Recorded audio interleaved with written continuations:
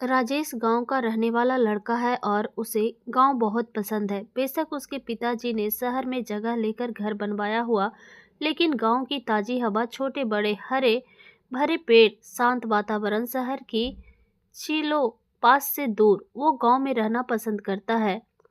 20 साल का लड़का बहुत अच्छे से रहता है, हमेशा क्लीन शेव, खुद को हमेशा साफ सुथरा रखता, जीन्स और टी शर्ट पहनना उसे बहुत अच्छा लगता है।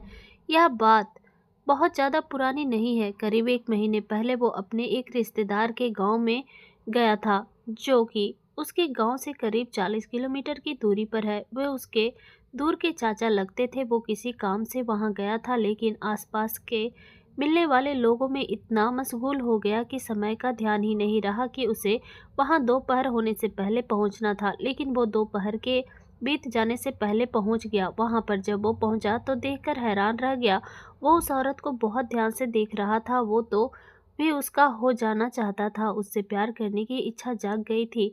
उसकी चाची इतनी हसीन थी कि उसकी आंखें खुली की खुली रह गई। चाची ने भी इस बात को ताड़ लिया और मुस्कुराकर रह गई। राजेश के चाचा की उम्र करीब 36 साल है, जबकि चाची की सिर्फ 25 साल। वो चाचा की शादी में काम के कारण आ नहीं सका था, इसलिए चाची को देख ही नहीं पाया था। उनकी शादी 6 महीना पहले हुई थी। राजेश की चाची का नाम रमा है और चाचा का नाम योगेश। जब राजेश घर पहुंचा तो चाची बोली कि यह कौन है, तो चाचा ने बता दिया कि यह हमारा भतीजा है।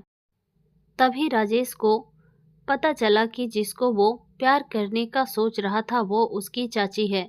चाची ने पूछा कि इसका नाम क्या है, तो उसने खुद ही अपना नाम बताया कि मेरा नाम राजेश है। तब चाची चहक कर बोली, वाह, यह वही है जिसके बारे में आप हमेशा बात किया करते हैं। तब राजेश ने पूछा, चाची, क्या आप मुझे पहले से जानती हैं? तो उन्होंने बताया, तुम्हारे चाचा तुम्हारे बारे में अक्सर मुझे बताया करते हैं कि राजेश ऐसा लड़का है, वैसा लड़का है, मेहनती है, गांव में रहना पसंद करता है, ऐसे वैसे ना जाने कितनी बातें। फिर वो बोली, तुम बैठो, मैं तुम्हारे लिए कुछ चाय नाश्ता लाती हूँ।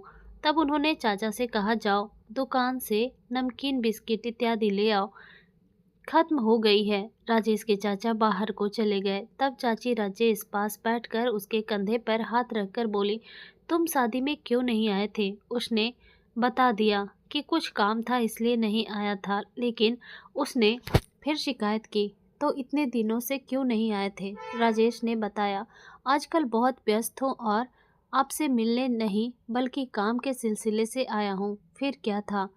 उसकी चाची दूसरी तरफ मुंह फुलाकर बैठ गई और कहा कि तुम्हें सिर्फ काम ही रखता है, तुम मुझसे मिलना नहीं चाहते थे, अपनी चाची को देखने तक नहीं आए।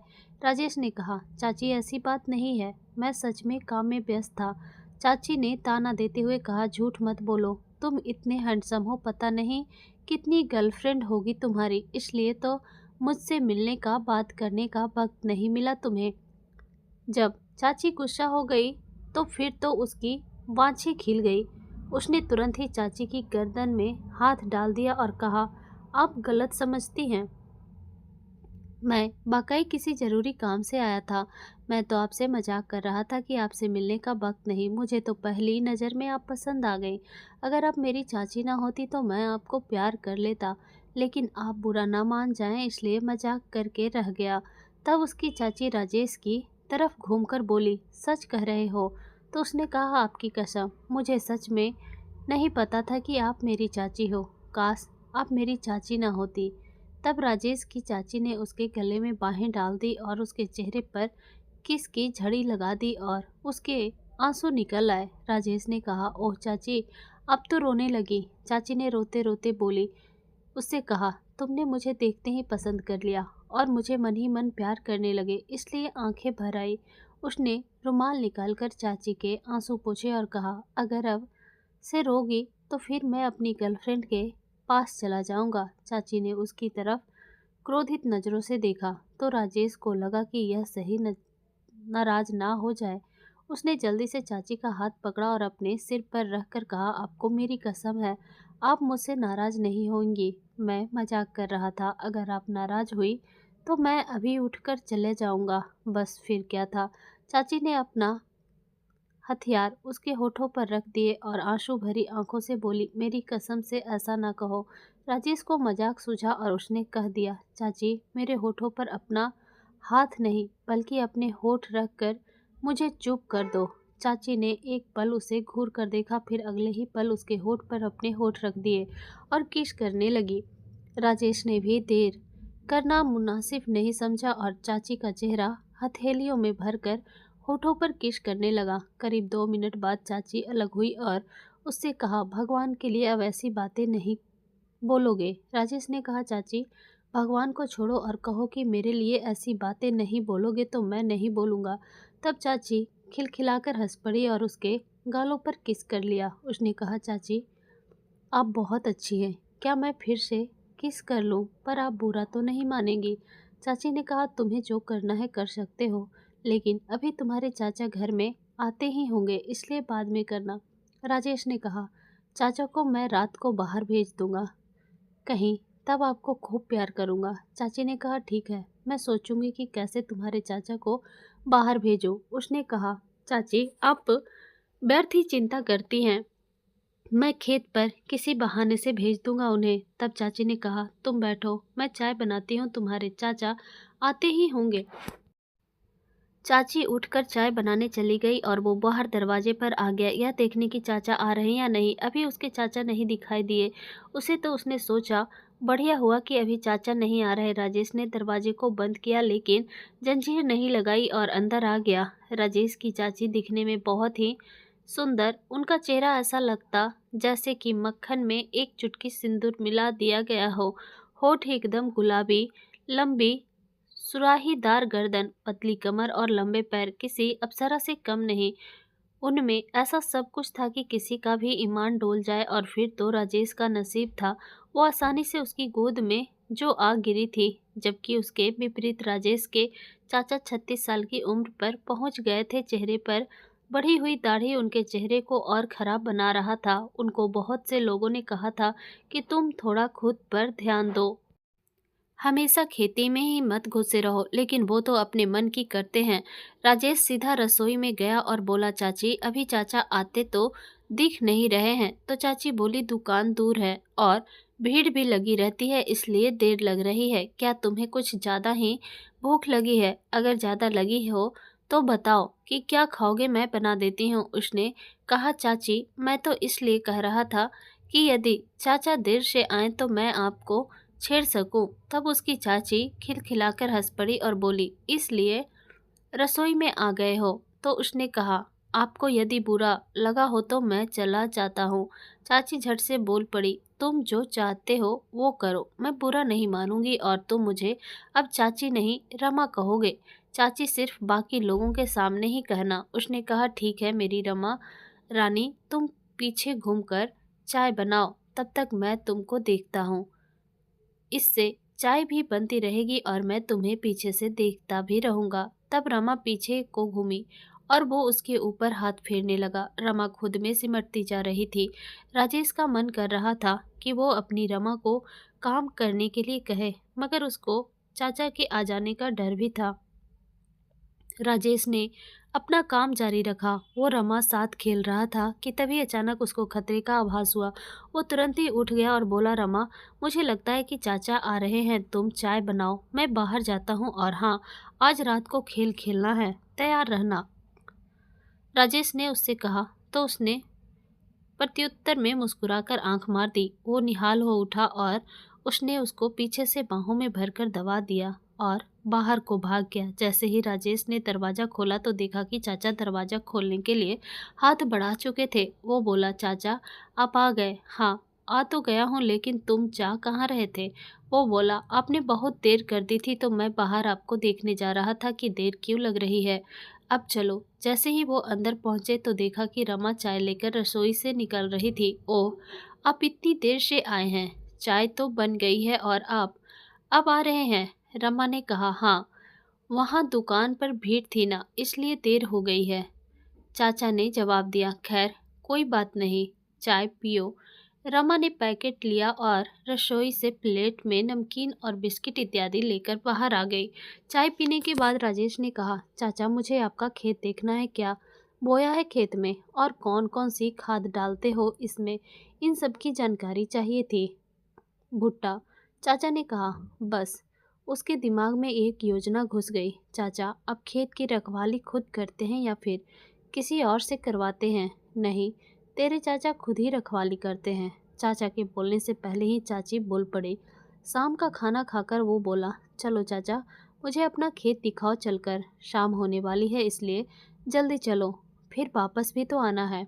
मुझे भी देखना है कि भुट्टे की खेती में कितना लगता है, ताकि मैं भी खेती कर सकूं भुट्टे की। चाचा ने कहा, हाँ आना तो है, लेकिन यह कोई जरूरी नहीं कि मैं भी वापस आऊं। राजेश ने पूछा, क्यों? रमा बोली, यहाँ पर दूसरों के जानवर खेत चर जाते हैं, इसलिए तेरे चाचा ज़्यादातर खेत में ही सोते हैं। फिर वो दोनों खेत में चले गए। जब वो खेत में पहुँचे तो चाचा बोले, तुम खेत घूमो, मैं दूसरे किनारे से देख कर आता हूँ।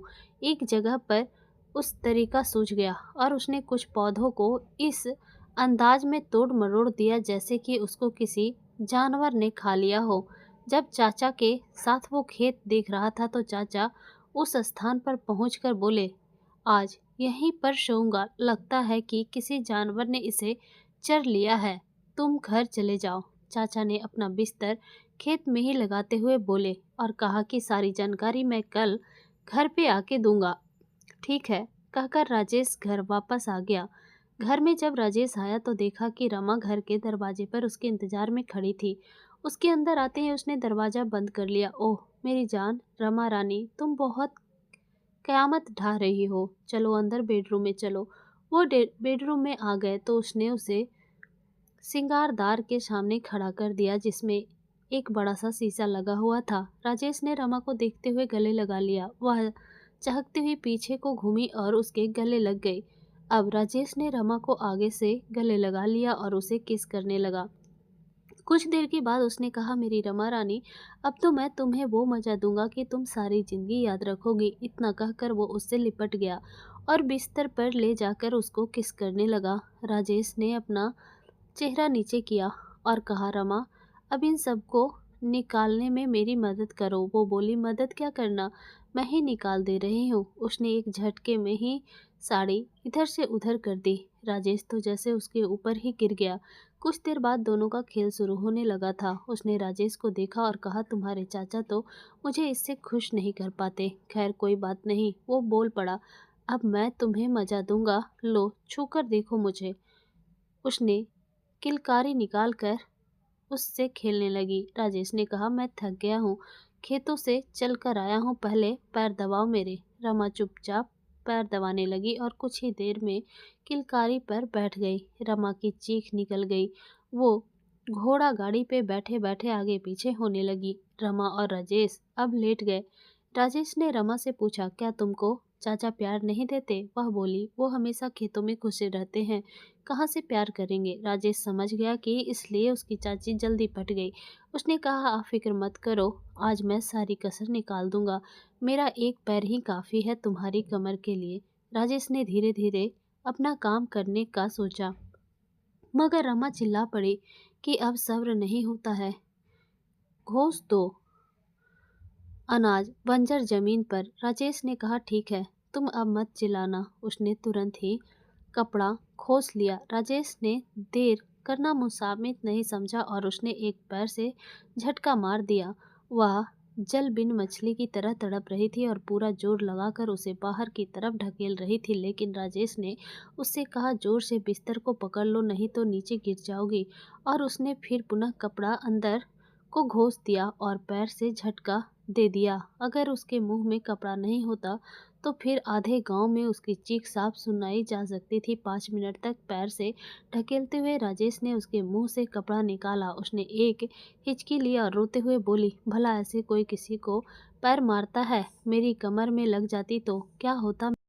उसने कहा, अब दर्द तो खत्म हो गया है, अब तो सिर्फ मजा ही आएगा। अब धीरे धीरे काम बंद कर दिया और वो बोली, अब मैं थक गई हूँ, थोड़ी देर बाद कमर पर पैर मारना। राजेश ने कहा, ये क्या बात हुई भला? अब तो मुझे मजा आ रहा था पैर मारने का और अब तुम कह रही हो रुक जाओ, वो नाराज हो गया। रमा ने कहा ठीक है, मगर आराम से काम करना। अब राजेश ने झट से काम शुरू कर दिया। एक बार फिर से खेल शुरू हो गया। धीरे धीरे उसने अपना जोर दिखाया। रमा धीमी आवाज में कुछ कहते जा रही थी। राजेश के काम में जैसे जैसे तेजी हुई वैसे ही रमा की आवाज तेज होती गई।